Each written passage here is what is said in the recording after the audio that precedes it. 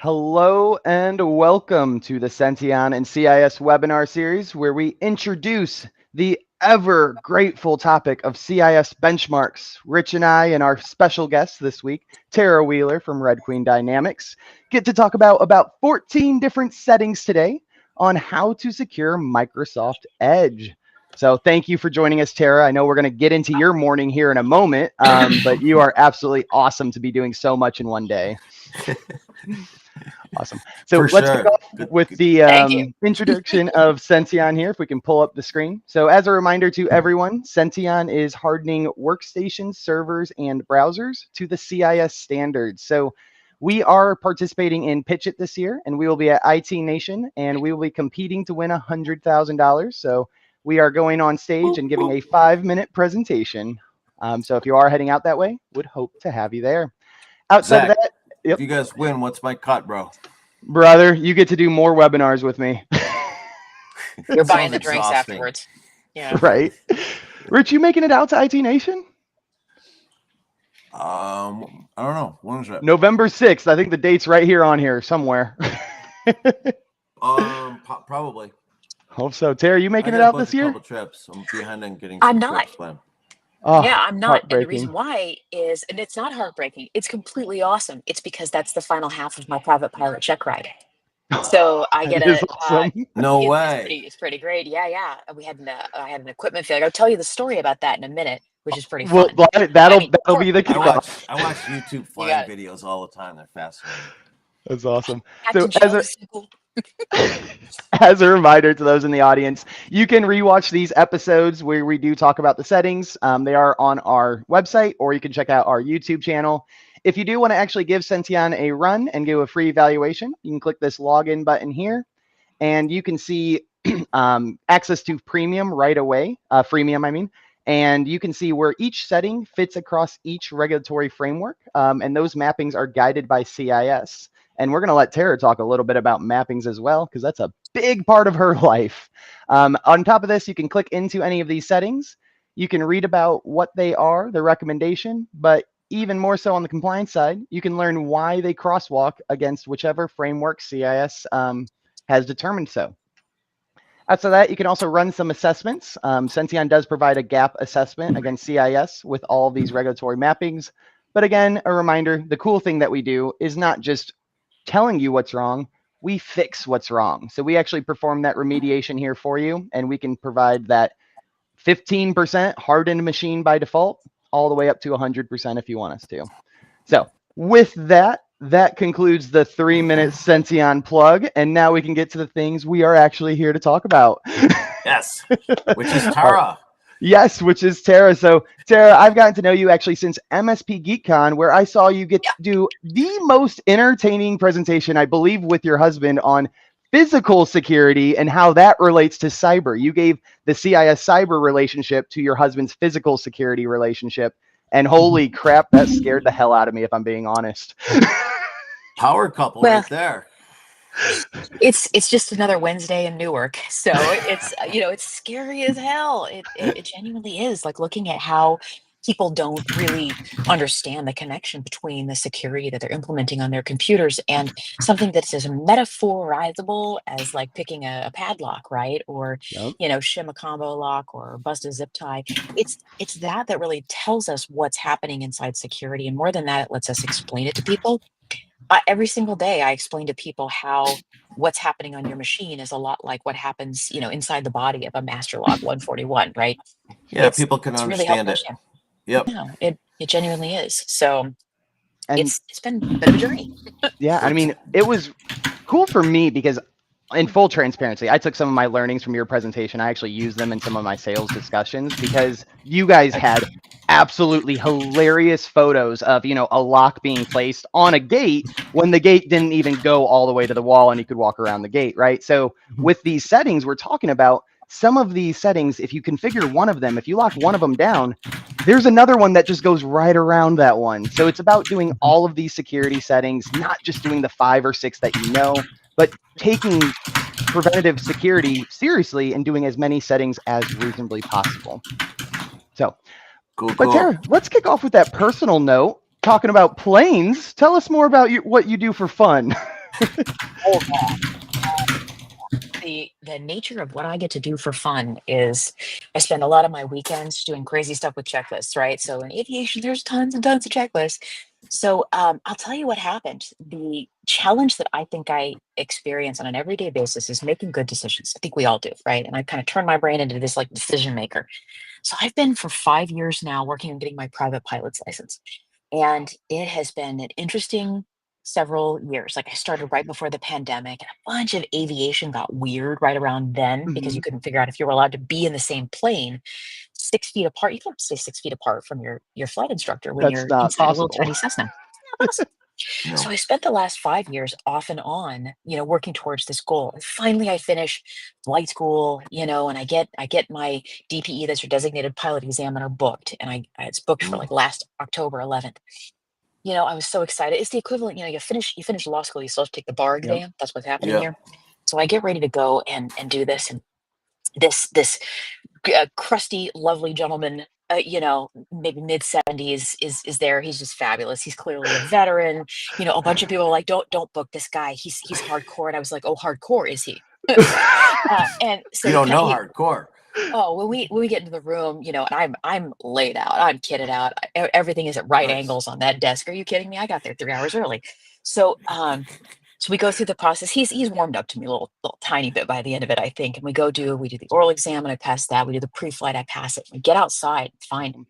And remember, in aviation, everything is checklists, right? You think checklists are dull. All of a sudden, procedure for every move.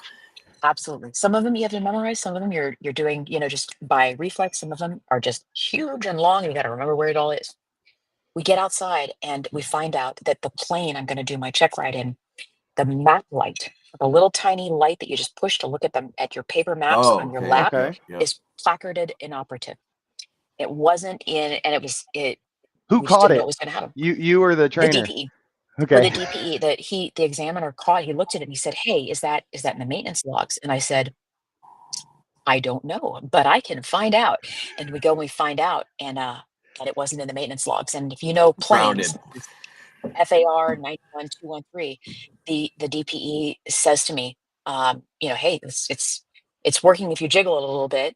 And I said, "If you jiggle it a little bit, what the hell are you talking about? If you jiggle a little bit, if it's jiggled and it works, that means you have a faulty wiring connection in there." And he said, "Yeah." And he says, "So what do you want to do?" I mean, this can go through. What if these things? Yeah, you're right. You're making a choice as a pilot. Absolutely. What's your risk acceptance level? That's are you exactly feeling what lucky? it is. Am I feeling like, no, I never feel, no, I don't do luck. I'm a poker player. I don't gamble. So, I end up, you can go one of 3 ways. I can be failed, I can pass, or I can discontinue because of weather or equipment. So he says to me, "What's your decision?" And I'm gritting my teeth. It's been 5 years. I'm desperate to finish this thing. And I say, "I'm discontinuing this flight under part 91213. And he said, "Are you sure?" And I said, "I'm sure." He says, "All right, I got to do some paperwork." We walk in, we sit down, and he says, "All right, I'm issuing you a notice of discontinuance. If you hadn't ceased the flight, I would have failed you." No way. Right decision. November 6th is when we're rescheduled to finish off the flight. And that is why I can't make it to IT, just in case anybody's wondering. Well, that's one of the biggest problems with general aviation, right? People rush things and they don't follow their checklists and they rush. And that was what caused problems. Tara, has there ever been and they matter. Ever been a topic you can't relate back to cybersecurity? That was a perfect segue into what we're talking about today.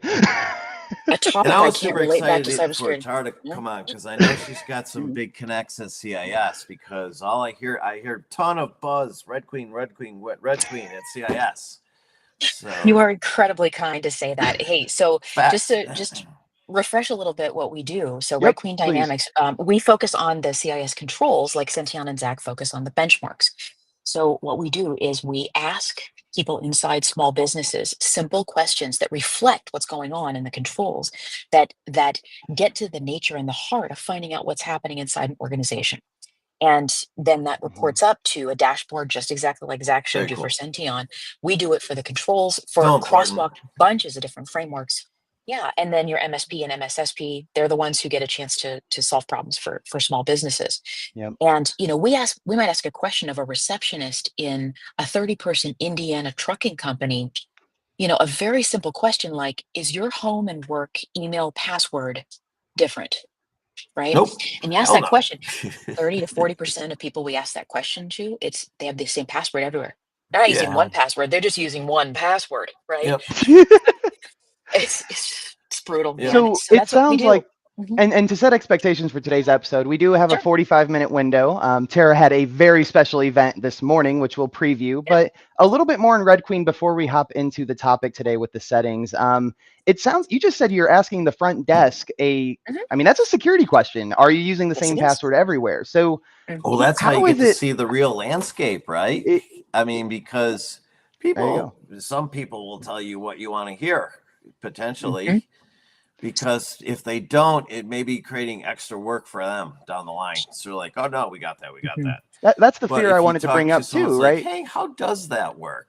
If And it's someone from the different. front desk is afraid they're going to get in trouble, but they know their right answer and they're not following it, I mean, isn't this get caught into the loop of But self-attestation, I don't or think you get how do that. we I'm not overcome feeling that? like you get that from based on what you described. You don't. It's the reason that we phrase the questions the way that we Yeah, do. We don't ask they're not questions. And intimidating. it's not like the SATs. There's not like the exact right answer, two sort of right answers, and a stupid Yeah, ass answer, right? Like that's not the way we phrase it. We're looking to capture what people's real right. behavior is like. And what's more, we find that people who answer these questions truthfully, like we don't really have a problem with You get dishonesty. And better. the You're reason why getting is, better data. you know, you got You're 30 not people inside.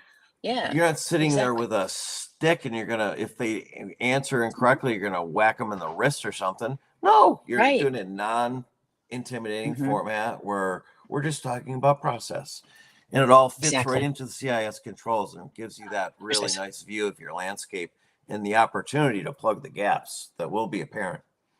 Exactly. And that gap analysis shows up. People are honest. Honestly, because they don't know what control we're asking about a lot of the Oh, time. If I ask the question, do you ever plug your personal USB stick into your work computer? They don't know which CIS control that maps to. Doesn't matter to them, right? right. But Mhm. we get a chance then to figure out what's going really on inside these organizations, Yeah. genuinely get them ready to stay more secure. Yeah, That's awesome You're to hear. defining the attack surface.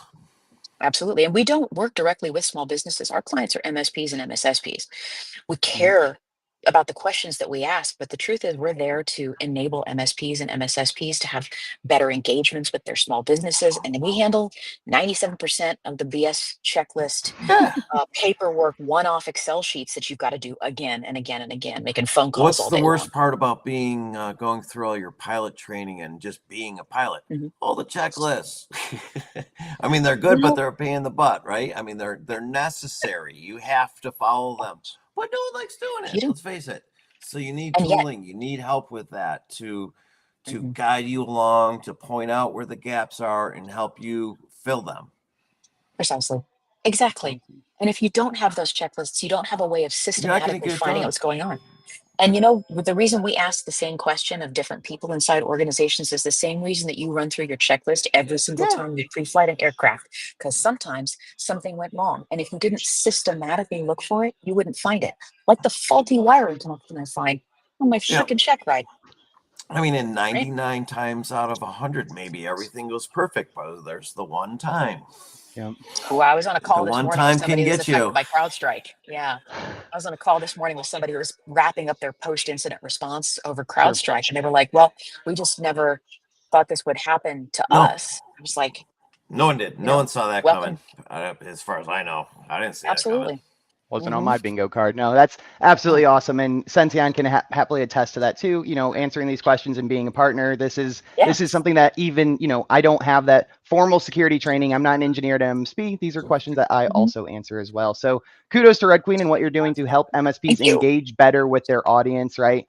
And having that Senteon Red Queen relationship, right? This is where you can enforce some of these policies and make it happen. So, we're super psyched. CIS is an organization Yep. that's just super excited about what you guys are doing, and a lot of buzz about it, because anything that makes it easier for our, for anyone to consume our IP in this format, CIS controls with Tara and Zach's case benchmarks. I mean, you guys are doing what's essential for people to really operationalize our all the stuff no one wants to do, in all honesty, is what we're automating. So, but let's keep on going, because we do have to set the expectations. We do have 45 minutes today, so it will be a shorter episode. But Tara, before we do transition to the settings, you just left something pretty awesome this morning. Do you mind introducing how you spent your morning? I was keynoting OptiveCon over here at MetLife Stadium, which was a total blast. Wonderful folks. They're lovely over there. I got a chance to see some great friends. People were busy like, hey, oh my God, saw you at DEF CON. It was a wonderful and warm event, and they had killer pastries. Always got to judge a place by that croissant, right? So it was an interesting challenge. And it's just it's Wednesday, average day. Knock out a quick keynote, no big deal. Hop on a webinar with Senteon and CIS. It's all just Wednesday, right? So I'm curious about the background of a keynote, because there's only so many people who are asked to keynote and present. Do you mind shedding back a layer? Is it a keynote that you submit? Are they asking you to talk about a topic? Like, how does the prep work for a keynote go into it for you? Well, this was an interesting one. I think the thing that I was being asked to do was just really introduce the concepts of the regulatory framework and environment that people are going to be coping with over the next couple of years. Okay. And not to make anybody fall asleep or anything like that, but honestly, NIS2 is going to be huge over the next coming years. All organizations, that's a 24-hour notification period for the first indications that you're in the middle of an incident, and that's just devastating. That's a big change. A lot of these small businesses, a lot of MSPs, MSSPs, they're not prepared for the kind of regulatory frameworks that are coming and the regulation that's coming. US is doing this now too. It was yesterday that the Federal Register published the final rule for CMMC, the Cybersecurity Maturity Model Certification for the DoD. So I talked about that, but a lot of it is just getting ready for the upcoming regulatory environment by getting rid of single points of failure in your organization, and just recognizing where those are and prepping in advance for them, as well as recognizing that sometimes a single point of failure is a lot easier to illustrate if you can explain to somebody using something physical, like explaining that this right here is not lock picking. It's just a simple bypass tool, right? It's the Master Lock 141. And if you've got the right tool, which costs about 12 cents on AliExpress, you can bypass this particular security system. Use it as an example for people, right? So Tara's not at her office, by the way. This was just on her pocket, ready to go. So that is a great demonstration. Well, and it's because it works, right? Like, it's cheap as hell. It's a security system people know and understand. Like, go look at your keynote. Yeah, I did, as a matter of fact, and I used it really because our real challenge is explaining the exit. And this is going to tie back into what Zach's talking about with controls. Is the existential nature of cybersecurity, when in late stage capitalism we've used efficiencies and costs to drive everybody to the same solution for everything inside an organization. So heterogeneity is expensive, but it's resilient, and that's the real challenge I think people are fighting. It's one of the reasons why we do the CIS controls, but we crosswalk with everything else as well, because organizations have to think systematically about what's behind these controls, instead of just blindly checking green. Yeah, I always like to say, I've said it a million times on this episode, I love the CIS controls because they make sense. They're easy to follow, and they're ordered correctly to give you the best protection for your work effort. And just as you said, Tara, then boom, map them wherever you want to go. And it's, most of the frameworks cover generally the same things, honestly. They're all good. They feed into it. They do. There's nothing bad about any of them. You just pick one and get after it. We hope you pick ours, but just you got to do one at least. Got to do one. And, a question about asset inventory someplace is a question about asset inventory every place, right? If you pick one and do it, you're fine. And honestly, the CIS controls are the ones a lot more MSPs and MSSPs have heard of. Is that a gato? Show me the gato. Who's it going to be? Give me those scritches. He is making some noise, so... Look at that. What's her name? This is Bravo. He is an 18-pound small kitty. I love Bravo. I have 2 cats, and I figured out the move. I have a gas fireplace that way. I turn on the fireplace, cats stay right there. Oh yeah. You found the trick. I'm still figuring it out. So when they start meowing, I just pick them up for a little bit. But no, that's absolutely a great segue talking about the policies and the technical policies. I mean, an example of a setting for that physical lock would be to change the lock that it's built with, right? Now the master key to that lock no longer works, aka changing the default password, changing the default settings. So with that and our little time constraint, let's pull up the first slide here and talk about the first setting of the day.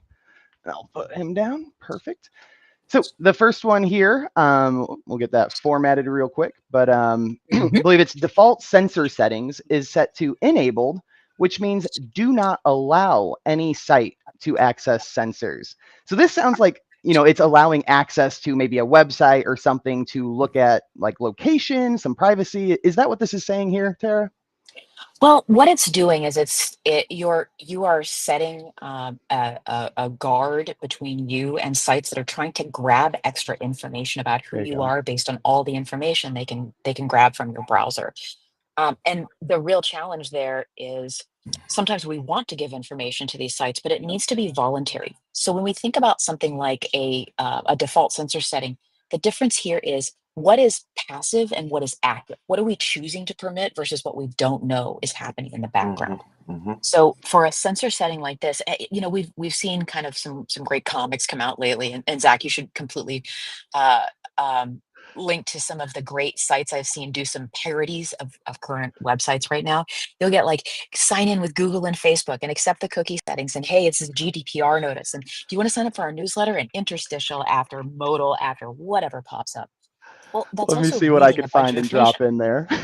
Yeah, throw it all out there, So, but the reason that this is happening, the reason that we're saying disable default sensor access, that this shouldn't be something you've got turned on, is you're already having to volunteer a bunch of information. You shouldn't be actively volunteering the major sites, the major ecosystems that you operate with in terms of things like, am I operating in the Apple or Google or what a Microsoft ecosystems for single sign-on, stuff like that. You want to make sure that this setting is set to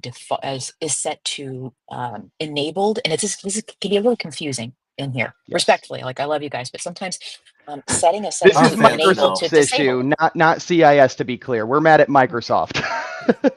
I don't disagree with you. This is specifying how in Microsoft Edge, the setting specifically is enable not permitting sensors. Okay, so the setting needs to be set to enabled specifically. So set that one to enabled. You enable to disable. You enable to disable. It's not intentionally a dark pattern. I don't think. I think it's just this is how, as an engineer, I'm an engineer. We think weird, right? We're like, oh, here's a thing that I want active, and it's actually an active disabling of something that is passively always operating. Yep. So as an engineer, that makes perfect and total sense. As a human, it's not always easy to parse it. These engineers didn't just build in red light, green light into your setting choice, unfortunately. So it does take some understanding. It takes that extra step, that extra pause to know, is this a double negative? Like enabling this goes against my instinct, but then it says enabled is blocking.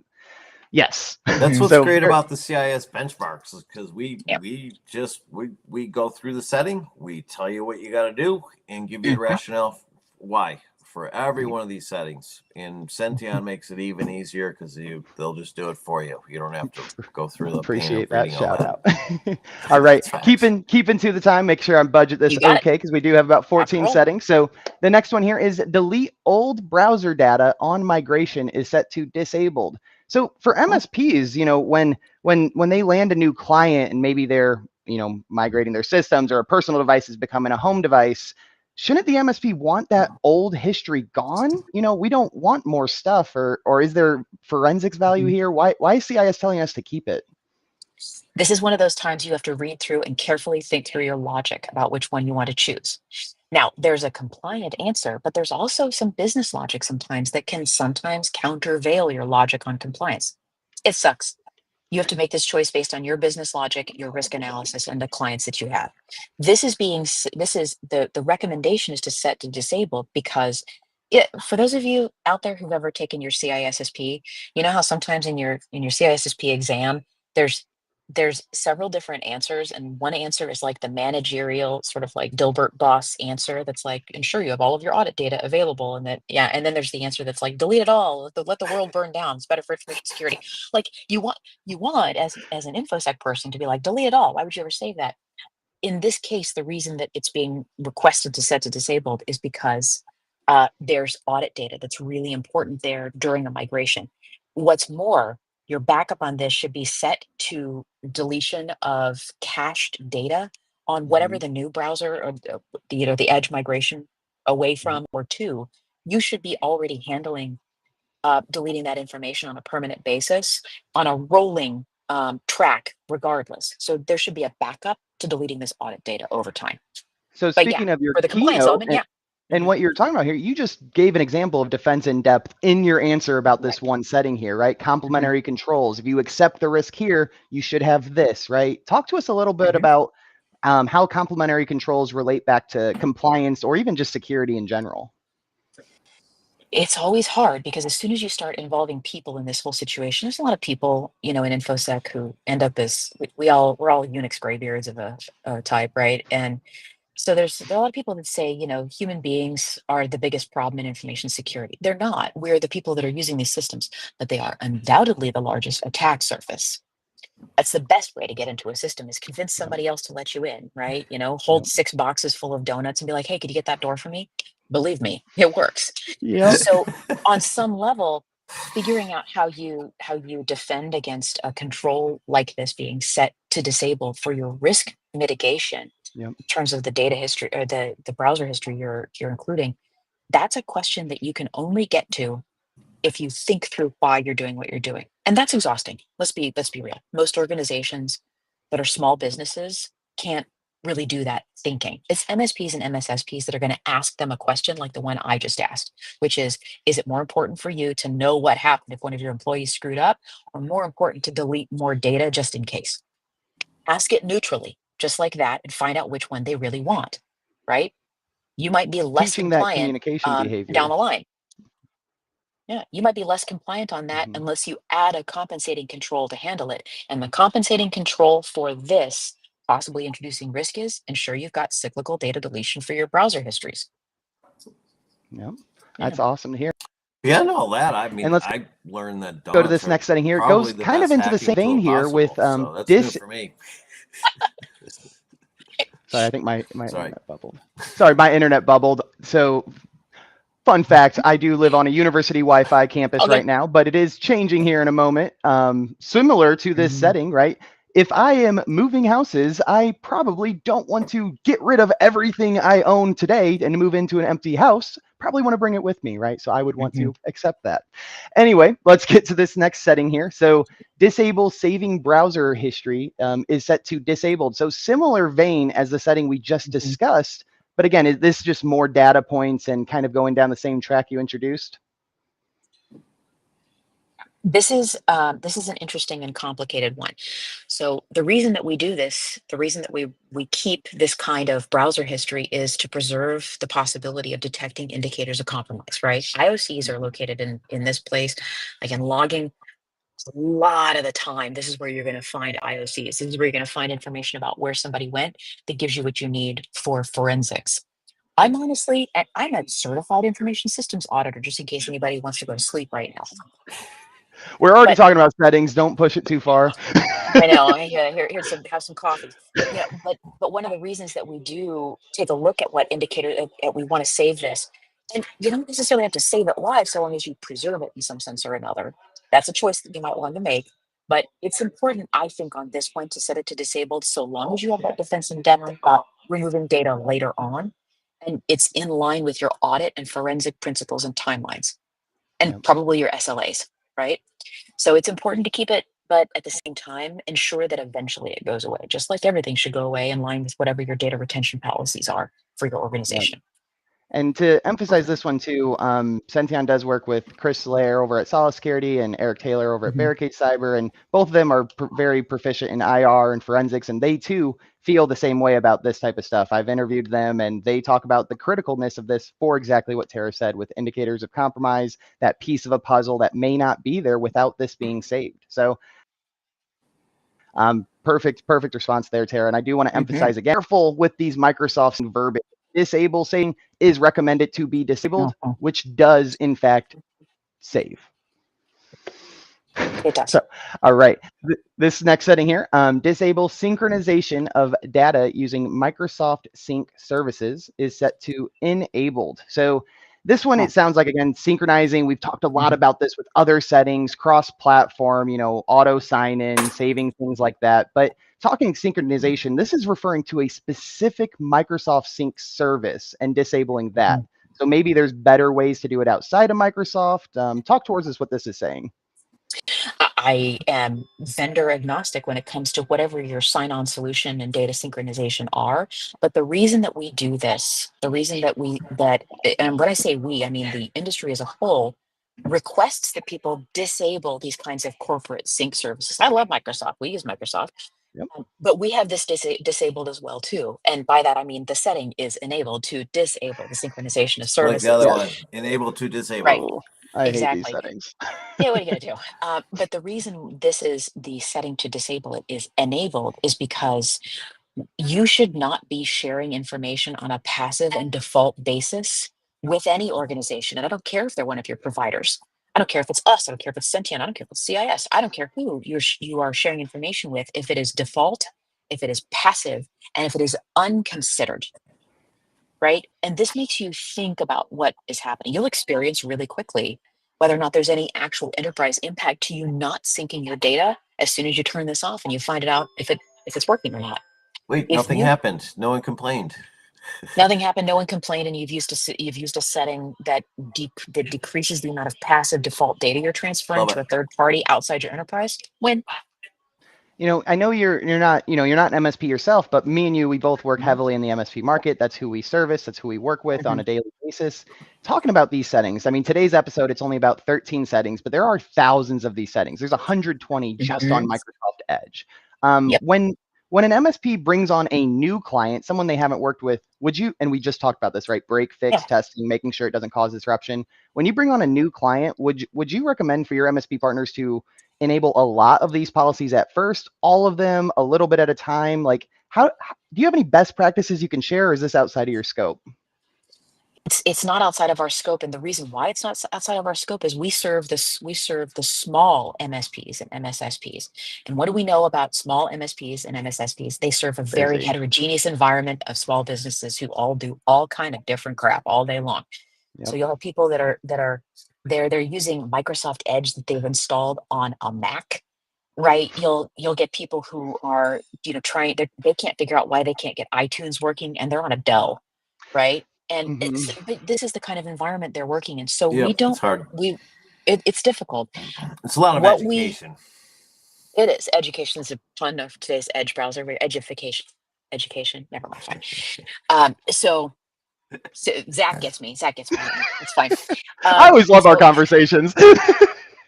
We had a pre-interview call the other day, and I was loving it. I was driving home from Costco. We were just shooting the crap, and yes, I was looking forward to today. It's an interesting one. The question you specifically asked is, do you recommend everybody turns all this stuff off at first and then turn it back on gradually?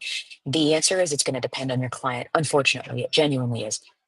And that's the reason that we serve MSPs and MSSPs with a product that it solves most of the problem, but it can't solve all of it, because you can't build a single solution that works for a large enough set of the market that it's meaningful and profitable to do so. It's too heterogeneous. The answer is every MSP and MSSP knows their own client base. They know what will and won't fly, and they're going to answer that question for you. And it's not always one size fits all, right? Right. There may be a valid business reason for someone to need this. What I like to recommend personally is, follow the CIS recommendations, but if there is a valid business case, make the exception, build defense in depth around that.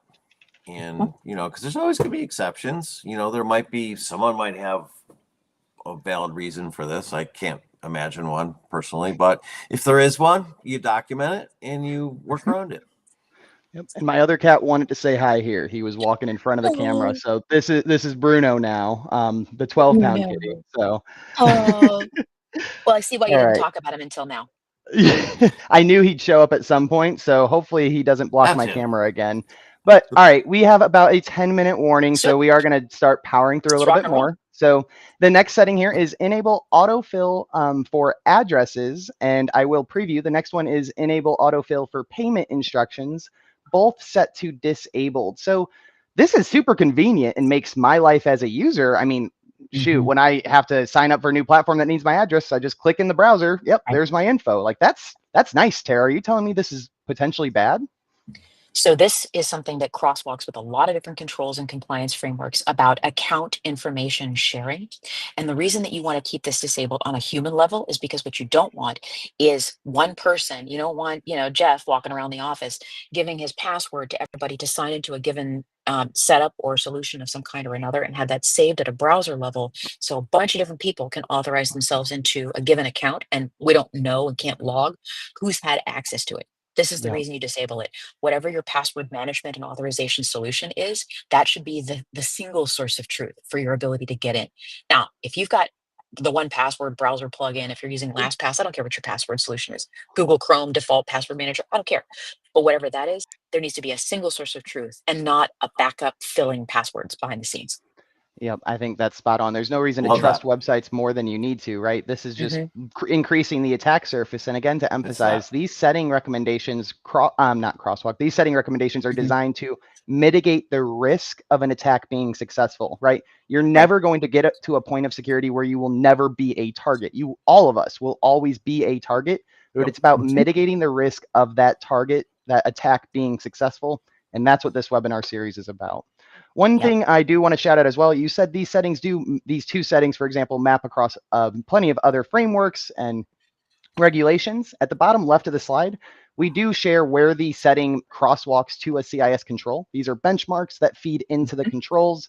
And then in the bottom right is the level. So level 1 means for everybody, like shouldn't cause that much pain at your end client, end user level. And it has enough ROI or enough ROSI so that it is worth it, the time.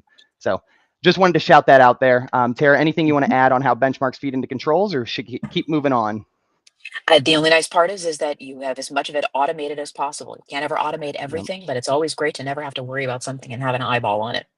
Absolutely. All right, this next setting here is enable browser legacy extension point blocking. So sounds like this probably is like extensions that were compatible with Internet Explorer that made its way to Edge, still work, but probably not updated. Is that maybe what this is referring to? I got a sick Netscape extension. I love it.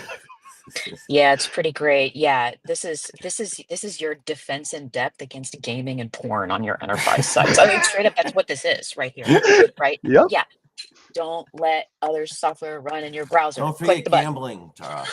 Don't forget gambling. That's a big one out there. No, gambling's fine. Continue. I wish the next setting was the one two from now, because I would have a perfect transition about gambling. But we will go in order here. Again, yes, don't trust. This actually one is set to not configured by default, but in this case, the behavior of not configured is to block this. So that's at least a plus sign in the right direction. But it is critical to explicitly set these to the choice they should be, hence change it to enabled so that it stays that way. All right. Let's hit that next setting here. So enable component updates in Microsoft Edge is set to enabled. Tara, updates are bad. I don't want to update right away. I need to do testing. I need to do this and that, because if I push that new OS update, everything's going to break. Is it a little bit different on the Edge browser to allow this type of auto updates, or what are you find your lack of faith disturbing. Always enable your any security updates you can automatically install and get it out of the hands of users. Do it. Just do it. Your chance of having a security update break everything in your entire organization is a massive, massive black swan event. Unfortunately, it's a popular one to report on. That's literally what happened with CrowdStrike. But on an everyday basis, trillions of security updates execute without problems on machines all around the world. always auto update everything. Yeah, absolutely. And there is it's a race against the bad guys, right? I mean, because you're fixing a known hole. If you don't fix it, the bad guys are looking for it. It's a race to see if you fix it first or if they find it. Yep. Or you can eliminate yourself from finding it and automating it using these settings to put it in place. So why trust yourself, or why trust the ticket and the ticket remediation time? You can be so proud of that 2-minute ticket remediation time. Unfortunately, automation is going to be faster no matter how fast you are. So yes, please. Spot on here. So this next setting here is where I was going to transition to a little bit about gambling. Anyone follow a little bit of crypto in their life? Is this a gambling? I don't know. I'll be right back. Hang on. I gotta All right.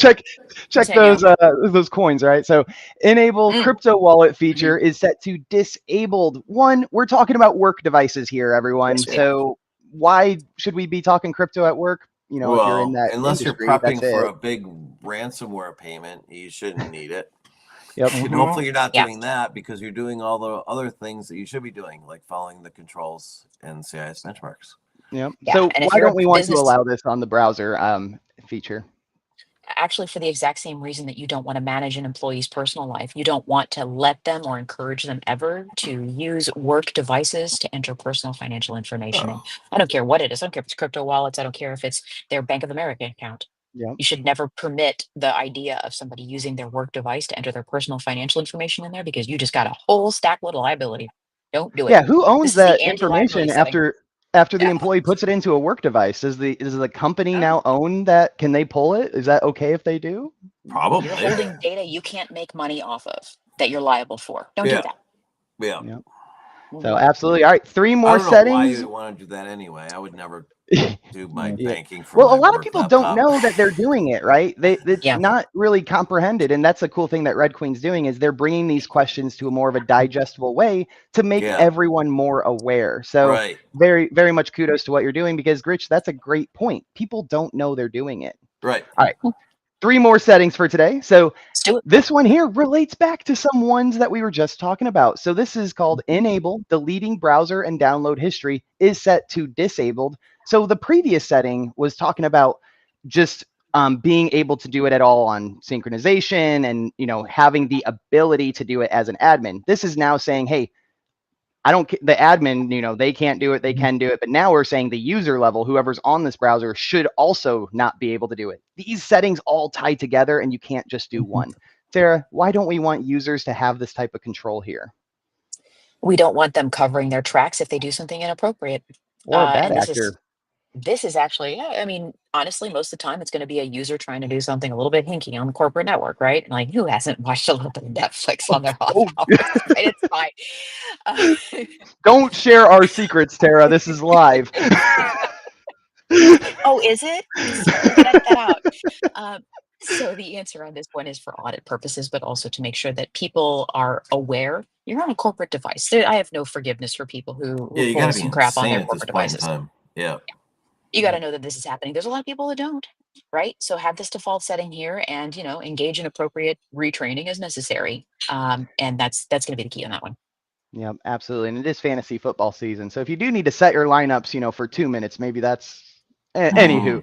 Grab your iPad.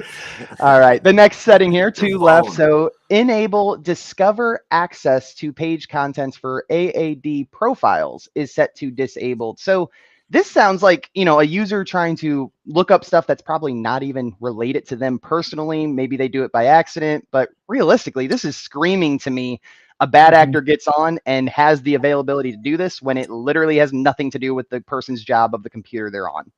So why the heck would we ever allow this to be enabled? I don't know. But Tara, I talked a lot there. Is there anything I missed? This is straight up live off the land attacker profiling right here. Don't let anybody do this on a machine that you control, because, oh my gosh, this is your method for delivering just about anything that you want via whatever tone, Bing chat. Like, it's this method of doing that. This is live off the land technique right here. So take it out of their hands as an option. Yep, and I love the live off the land statement as well, because all of these settings, they're by default the same across the board. So if a single machine is compromised, that bad actor already typically will know what they're walking into. They already know the settings on the device because 98% of the people they break into have default settings, and they already know what it's going to be before they're there. So they know step 2 before they're even at it. Oh, they have a playbook. You know, it's absolutely.